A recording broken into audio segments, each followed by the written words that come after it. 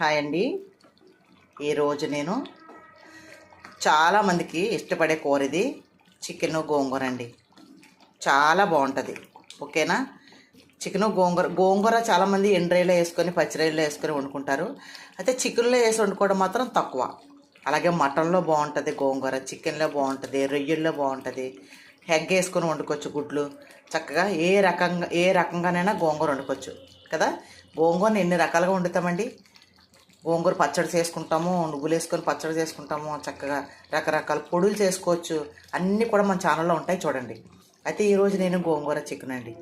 కొద్దిగా చికెన్ ఉంది, అలాగే కొద్దిగా గోంగూర ఉంది. ఇది చేశాను నేను. ఫుల్ వీడియో ఛానల్లో ఉంటుంది, చూడండి. చాలా టేస్టీగా ఉంటుందండి ఇలా వండుకుంటే. గోంగూర ప్రియులు చాలామంది ఉంటారు, కానీ ఒకే రకంగా అప్పుడప్పుడు ఒకే రకంగా వండుకోకుండా అప్పుడప్పుడు ఇలా డిఫరెంట్గా వండుకుంటే ఇష్టంగా తినచ్చు.